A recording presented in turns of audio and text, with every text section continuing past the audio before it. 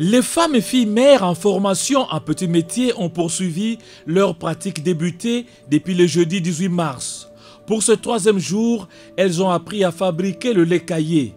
Les formatrices leur ont inculqué le processus à suivre pour obtenir le lait caillé de qualité. Nous sommes ici à l'occasion de la formation dans la fondation La Ressource. C'est pour les jeunes filles, les filles mères. Nous étions là hier pour enseigner aux filles comment faire le yaourt. Hier, c'était la théorie et ça s'est bien passé. Il y avait des questions, mais il y a des gens, il y a eu des filles qui ont compris la théorie. Et aujourd'hui, c'était le deuxième jour. Nous avons fait la pratique. Nous avons montré aux filles comment faire le yaourt et quels bénéfices on tire en faisant ça. Voilà, et ça s'est bien passé, tout s'est bien passé. Madame, félicitations, salon kitoko makasi. Netika supermarché. Outre le lait caillé, elles ont également appris à fabriquer des bactéroles à usage domestique et commercial. Rassurées d'avoir un avenir meilleur, elles ont salué la présidente de l'ASBEL La Ressource, Madame Christelle Mwabilou, initiatrice de ce projet qui tient à les autonomiser. Rappelons que ces femmes filles mères ont déjà appris à fabriquer des beignets et des gaufres.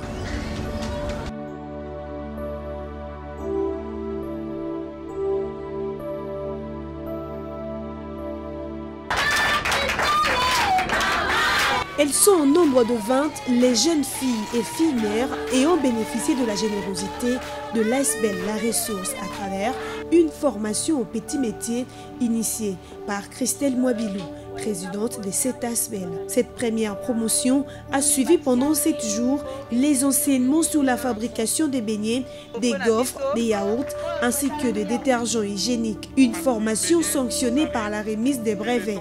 La joie était perspective auprès de ses bénéficiaires. Napesi maman Christelle merci na o asaleli biso tozaki ba fio tovandaki na ndaku tovanda sa te métier moko te mais ye à travers na ye toyebi lelo kosala gaufre toyebi kosala nini yaourt toyebi kosala mikate apu toyebi kosala nini kisi ya ndaku na sepeli makasi nzamba pambola bakisele ebele ya koleka na oyo asali. Nasengi vraiment merci ya mingi nzambe apesa ye vraiment force vraiment ya makasi lisusu po année prochaine asala pe na bato misusu. Naza sir na kosala nango po naza na mwana poso na salité muta kosunganga azate. L'investissement dans la jeune fille mère constitue à ce jour un véritable appât pour l'autonomisation de la femme congolaise. Stéphanie Mwabilou, vice-présidente de la Fondation Mwabilou, a salué cette initiative de l'ASBEL La Ressource. Félicitations à Madame Christelle Mwabilou pour cette initiative.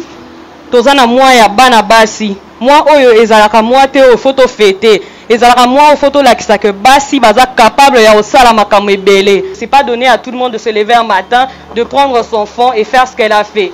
En tout cas, félicitations Naye. La présidente de l'ASBEL La Ressource, Christelle Mwabilou, promet de poursuivre sans désemparer son combat pour la valorisation de la femme congolaise. D'abord, je suis très heureuse parce que j'ai accompli au fait un rêve parmi tant d'autres que j'ai. Et j'ai atteint un objectif, c'est-à-dire que j'avais ciblé une catégorie de personnes. Je leur ai informé, j'ai fait part de ce dont j'avais besoin, elles m'ont comprise. Elles ont répondu à l'information de manière vraiment avec beaucoup d'amour. Que cette formation ne soit pas juste des cours qu'ils ont pris comme ça pour aller jeter à la poubelle. C'est une première depuis que nous avons créé cette ASBEL. C'est une première, donc ça a été la première organisation en termes de formation. Et comme je dis, c'est une porte ouverte maintenant et nous allons continuer. Pour lier l'utile à l'agréable, les participantes ont reçu les matériels de travail et les fonds de démarrage. Question d'appliquer déjà les théories apprises. La ressource, la ressource.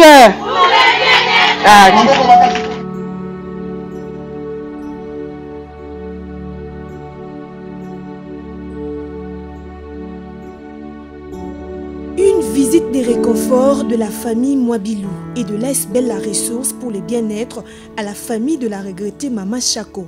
Stéphanie et Christelle Mwabilou, qu'accompagnaient le membre de la ressource, ont été accueillis non seulement par la famille biologique de l'illustre disparu, mais également la famille du théâtre. Les deux représentantes des Mwabilou, se rendant compte de la mélancolie et tristesse exprimées par leurs hôtes, n'ont eu que de mots de compassion. Nous croyons que Andimena qui est souvent elle était vivante et que Akena Lola. Donc biso awa ezape façon ya kolakisa biso que tomilengelaka toyeba otambola malamu po mukolo yaka elaka kate. Sur place, la délégation a posé un geste de générosité exprimant sa participation aux obsèques de Maman Chako. Émotionnée par ces gestes de cœur, la famille de l'actrice décédée a exprimé sa satisfaction, d'où des mots de bénédiction à l'endroit de la famille Mwabilou. Nzamba amona geste oyo nzamba la musa oyo nyose kufaki maboko ekawukate kwa lobina liloba na ye bolamo fitaka bolamo. Touchés par la profondeur de message de la famille, Stéphanie et Christelle Mwabilou se sont exprimées en ces termes. Maman Chako, c'est une idole, c'est une personne qu'on a toujours appréciée.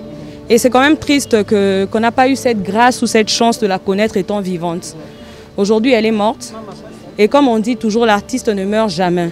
Donc on sait qu'à travers ses œuvres, elle n'est pas morte, elle est là avec nous. Raison pour laquelle on a décidé aujourd'hui de venir voir sa famille biologique et sa famille artistique pour faire ces petits gestes qu'on a fait aujourd'hui. Comme on dit toujours qu'il faut pleurer avec ceux qui pleurent, au nom de notre président et au nom de l'excellence Pius Mwabilou, nous étions venus, c'est lui qui nous a envoyés pour venir partager cette tristesse avec la famille. Et nous nous réjouissons de savoir que son geste a été bien accueilli. Et nous sommes dans la joie parce que nous retournons avec une bonne réponse et nous savons comment nous allons lui transmettre le message. La troisième vague de la Covid-19 bat son plein en RDC. La délégation n'a pas manqué de remettre un lot de désinfectants et de cache-nez, question d'épargner la famille ainsi que de personnes qui viennent pour les recueillements, de se protéger contre la pandémie. Les livres de condoléances a été signé au nom de la famille Mwabilou par Carole Mwabilou.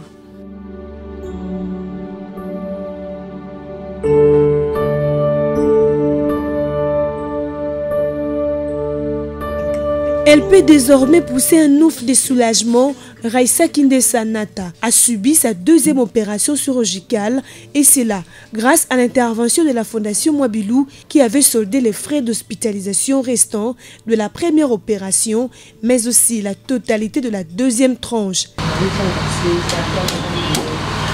La patiente de 15 ans a été bloquée dans ce centre où elle a subi l'opération comme prévu. À ce jour, elle a eu les sourires grâce à la Fondation Mwabilou qui a été touchée par les cris lancés par la famille de Raissa Kindessa. Émotionnée par cet acte de générosité, sa mère a eu qu'un seul mot, merci à la Fondation Mwabilou. Nasatanda qui même pas. Donc ne naza bona kombi da consoler na minute yo. Entre manzamba bakse ya bino penza ko ezangi. Entre maboko na bino ekakate ba poche na bino ekakate. Po na ndima kite. Na bana ko mitungisa makasi mo na ngaso ya ko bimande ngene. Mais nzamba azanzamba mawala la rate. Nzamba yo kelinga lelo boyo ko sunga mo na ngato. Nzamba ma abakse ya bino penza ya mingi ezangi. Au nom de la Fondation, la vice-présidente Stéphanie Mwabilou, qui a rappelé l'une de leurs missions, mettre l'homme au centre de tout, s'était rendue à l'hôpital Siloé situé au quartier Manenga, dans la commune d'Ngalema, pour se rendre compte de l'état de la petite Raissa Kindessa. Elle a promis de suivre de tout près sa situation qui la tient à cœur.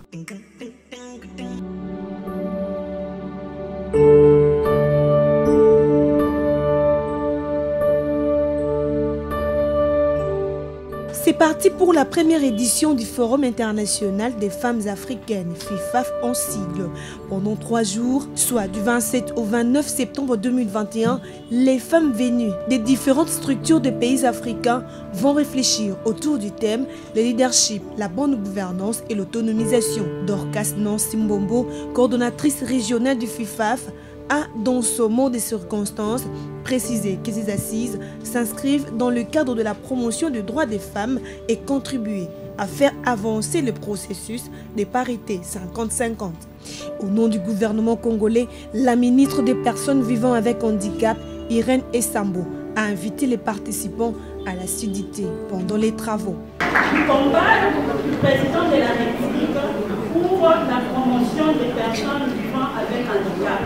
C'est pour vous rassurer qu'en Afrique, nous avons des alliés et les femmes, ce que nous devons avoir, c'est les stratégies pour que nous puissions travailler de manière à profiter de ces alliances que nous pouvons avoir, parce qu'aujourd'hui le monde entier parle de la masculinité positive.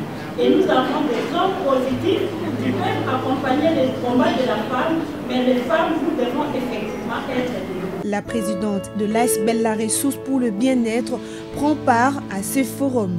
Christelle Mwabilou a salué cette initiative et pense que les femmes africaines doivent participer au développement socio-économique du continent. C'est une belle initiative que j'encourage et j'inviterai en tout cas pour les prochaines éditions toutes les femmes ménagères comme celles qui travaillent, qui occupent certaines fonctions, de pouvoir venir participer. Nous avons bénéficié d'un plus et compris et nous avons été éclairés sur plusieurs points. Il faut qu'on arrête de se sous-estimer. En se serrant les coudes, que nous serons en mesure d'aller de l'avant et de produire un résultat. Outre les travaux en groupe, les femmes participantes à ce forum ont droit à la visite des différents stands où sont exposés les fruits du travail des femmes congolaises. La RTGA et l'ASBEL La Ressource pour le bien-être, partenaires de ce forum, sont très visibles par leurs stands où l'on explique les travaux. Kaba, cette chaîne à caractère international, est celle de l'ASBEL qui promeut l'autonomisation de la femme congolaise, mieux de la jeune fille.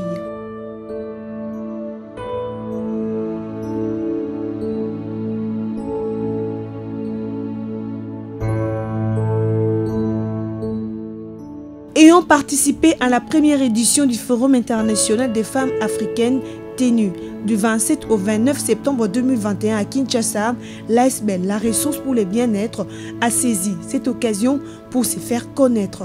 L'équipe de cette ASBEL a, au dernier jour de ce grand rendez-vous des femmes africaines, distribué des flyers expliquant les principales missions ou objectifs de cette association dirigée par Christelle Mwabilou. Esso Christelle, vice-présidente du Haut Conseil des sociétés civiles Afrique subsaharienne, venue du Togo, a salué les travaux abattus par l'ASBEL La Ressource pour le bien-être.